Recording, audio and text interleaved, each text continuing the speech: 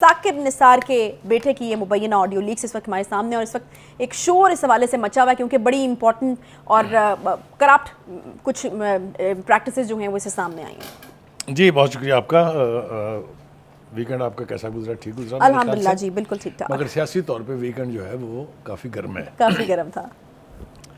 देखिए जिस लीकेज की बात आप कर रही हैं ना, ये एक आम आदमी के बारे में हो या किसी आम सियासतदान के बारे में हो तो वो बात और मानी रखती है, उसकी इंटरप्रिटेशन और है। लेकिन एक ऐसा शख्स जो लोगों को सादिक और अमीन होने के फतवे और सर्टिफिकेट यानी तकसीम करता रहा हो, उसके लिए इस किस्म का इल्ज़ाम जो है वो बहुत खौफनाक नौइयत का है।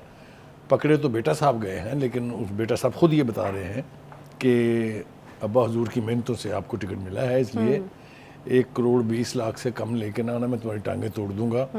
अल्लाह करे कि ये वीडियो गलत हो, मगर चूँकि साकिब निसार साहब ने खुद अपने बेटे की आवाज़ पहचान ली और कंफर्म किया है कि ये आवाज़ उसी की है, तो सूरत हाल और भी ज़्यादा गंभीर और खौफनाक हो जाती है। ये बातें तो हमने पिछले प्रोग्राम में भी की थी कि जी वो एजाज चौधरी वाली लीकेज, अगर आपको याद हो ऑडियो लीक, तो उसमें भी था कि जी अगर आपने मुलाकात करनी है तो 1 करोड़ उसके हैं, टिकट लेनी है तो उसकी फीस है। यानी शुरू 1 करोड़ से ही होता है जो भी चीज़ है। वो करोड़ों से कम पर तो बात ही नहीं होती ना, ये तो लाख और हज़ार जो है तो मेरे तुम्हारे जैसे लोगों के लिए रह गए हैं देखे ना कितनी बड़ी जो हम काम करके तनख्वाह देते हैं ना, ये हज़ारों में बात अब उनके लिए है। अब तो करोड़ों लाखों वाखों में भी अब आम आदमी की बात नहीं, करोड़ों में है। तो वो लीक अगर आपको याद हो एजाज चौधरी साहब वाली, तो उसमें मुलाकात के पैसे बताए थे, फीस के पैसे बताए थे, टिकट के पैसे बताए थे। अच्छा। ये उसका सीक्वेंस है, दूसरा पार्ट है ये उसका, जिसमें एक टिकट के लिए जो है वो कितने पैसे साकिब निसार के बेटे साहब ने खुद बयान फरमाए हैं।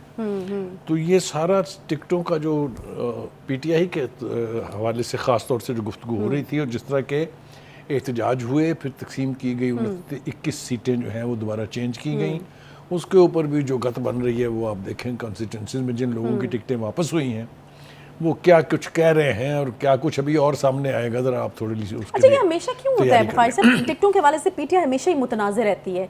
इनके कभी इलेक्टेबल्स वाला मसला उठ जाता है, फिर कभी टिकटें देते हैं फिर वापस ले लेते हैं, फिर पैसों की बात आ जाती है, तो बड़े मसाइल जो हैं वो टिकटों से जुड़े रहते हैं। हमेशा जो एक तसादुम की कैफियत रहती है टिकटों के हवाले से। जिस पार्टी का अपना हार्डकोर यानी ग्रुप ना हो ना, यानी जिन्होंने इलेक्शन लड़ना है या ऐसे पार्टी के लोग जिनकी फॉलोइंग बहुत है अपनी कॉन्स्टिट्यूंसी में, ये मामला उसके साथ ज़रूर होता है, क्योंकि एक तासुर नहीं बल्कि अब तो इसके सबूत मुहैया हो चुके हुए हैं कि पीटीआई की तश्कील में फिर बहुत सारे इलेक्टेबल्स का और बहुत सारी मुख्तलिफ जगहों से नॉमिनेशन का चूँकि बहुत बड़ा ताल्लुक़ रहा है, इसलिए अब इसकी अपनी हार्डकोर नहीं बन सकी। खान साहब के साथ जो ज़्यादती हुई कह लीजिए, या खान साहब ने खुद अपने साथ ज़्यादती की, वो ये कि अपनी पार्टी का जो ओरिजिनल वर्कर था, जो जेन्युइन वर्कर था, उसको आगे लाने के बजाय जब उन्होंने पटे डाले लोगों के गलों में, कभी जनूबी सूबे के नाम पे, कभी आज़ाद के नाम पे, कभी इलेक्टेबल्स के नाम पे, उसने फिर इस पार्टी की टिकटों की तकसीम को मुतनाज़ा बनाए रखा है। जो इलेक्शन हुआ 2018 का उसमें भी, जो सप्लीमेंट्री इलेक्शन हुए उसमें भी, और अब जो ये इलेक्शन जिसकी बात सुबह शाम हो रही है उसके हवाले से भी, माफ़ कीजिएगा, उसके हवाले से भी आपने सुन लिया कि क्या हुआ है। अब तो हम तवक्को भी करें कि अगर ये गलत साबित हो तो शायद मेरे ख्याल से बेकार है, क्योंकि अब तो ये चीज़ें अपने सबूत को पहुंचने वाली हैं। इसके ऊपर मरियम नवाज़ ने काफ़ी तफसील के साथ बात की है। वो ये कहती हैं कि जनाब जिसने नवाज शरीफ को चोर कहा उसका बेटा खुद चोर निकला। ये बड़ा तीखा जुमला है, आप इसका अंदाज़ा लगा सकती हैं। वो ये कह रही हैं कि जिसका बेटा टिकट लेने का 1,20,00,000 ले रहा है, उसने मेरे बाप को निकालने के लिए इक़्तिदार से कितने पैसे लिए थे। सवाल है उनकी तरफ से। जिसको उन्होंने कहा कि वो सादिक और अमीन नहीं है, तो ये सवाल वो उठा रही हैं। चलिए आप कह सकते हैं कि इसको ये इलेक्शन कैंपेन का हिस्सा है, लेकिन फैक्ट रिमेन्स के साकिब निसार को टारगेट किया हुआ है अब मुस्लिम लीग नवाज़ ने, उसकी लीडरशिप ने, मगर इसमें उनका कसूर कम है, लेकिन जो वाक़यात सामने आ रहे हैं वो बड़े खौफनाक हैं। ये चलिए ये तो हो गया। मैंने मरियम की तकरीर की, आज की बात की, वो काफ़ी हार्श स्पीच है, काफ़ी उन्होंने जो कहते हैं ना मसाला तेज़ किया हुआ है बहुत सारी चीज़ों पर वो बोली हैं। एक तो उन्होंने कहा कि जुडिशरी का एक جو انہوں نے اصطلاح استعمال کی ہے وہ تو میں نہیں کرنا چاہتا، ہاں ٹھیک ہے، لیکن انہوں نے نام لے کے کہا کہ جی 3 رکنی بینچ جو ہے وہ جوڈیشری اسٹیبلشمنٹ ہے، جوڈیشل اسٹیبلشمنٹ کا، ٹھیک ہے جی، اور ان کے لفظ ہیں جوڈیشری اسٹیبلشمنٹ، اچھا، اور وہ کہتے ہیں کہ جی وہ عمران کا اقتدار بچانے کے لیے برسر پیکار ہیں، اس وقت بہت کوشش کر رہے ہیں، اور ان کا اپنا ایک منصوبہ تھا. ہم پروگرام سے پہلے بات کر رہے تھے، کافی کچھ سوشل میڈیا کے اوپر شور ہے کہ کیا پلان تھا، کس نے کیا بننا تھا، کس کو کیا بننا تھا، کس کو کتنی ایکسٹینشن ملنی تھی، کس نے کس کی جگہ لینی تھی، کس نے صدر بننا تھا، کس نے چیف الیکشن کمشنر بننا تھا، کس کو 3 سال کی ایکسٹینشن ملنی تھی. وہ ہم یہاں پر اس کی گفتگو تفصیل سے کرنا جان بوجھ کے اوائڈ کر رہے ہیں، کیونکہ اس کو ابھی سبسٹنشیٹ کرنا مشکل ہے.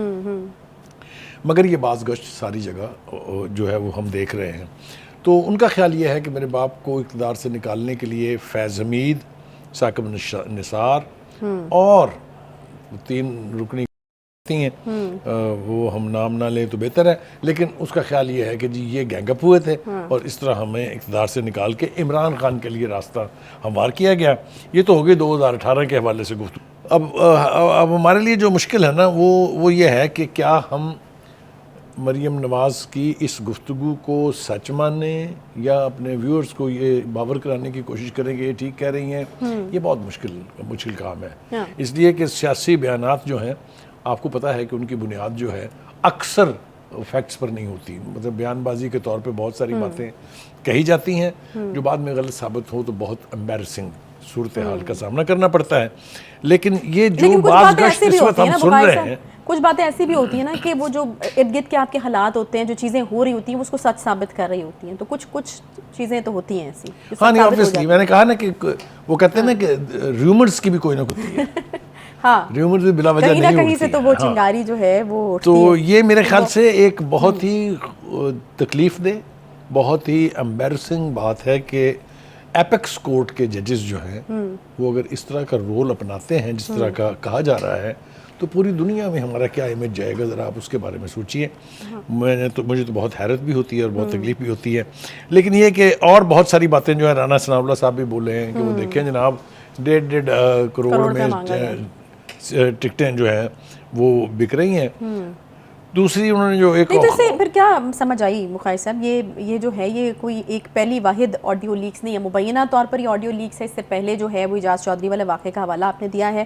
اگر 1.5 کروڑ میں ایک ٹکٹ جو ہے فروخت ہوتی ہے، اگر اس کو زیوم کر لیا جائے تو پھر اس ٹکٹ کا کیا میرٹ ہے؟ آپ بڑی تیز خاتون ہیں، میں اوائڈ کر رہا تھا یہ کہنا، لیکن آپ نے مجھے پھر یاد کرا دیا ہے. کیا میرٹ ہے اس ٹکٹ کا؟ دیکھیے یہ سیاستدانوں کے لیے خاص طور سے جو یہ جس کو کہتے ہیں نا مائیگریٹری برڈز ہوتے ہیں، وہ جو انویسٹ کرتے ہیں سیاست میں تاکہ وہ پھر بعد میں اس کو سود کے ساتھ وصول کریں، وہ الیکٹیبلز بھی وہی ہوتے ہیں موسٹلی. تو یہ اس انویسٹمنٹ کو ڈسکریج کرنا چاہیے ہر حال میں، ہر صورت میں، ہر لیول پر.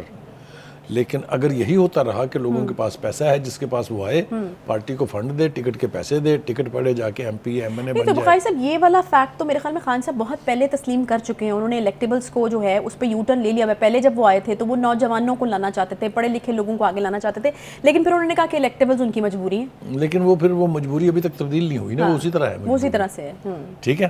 یہ ہماری سیاست کے لیے ایک بہت، اور ایک بات میرے خیال سے وضاحت اس کی ضروری ہے، ہم صرف عمران خان کو فوکس نہ کریں.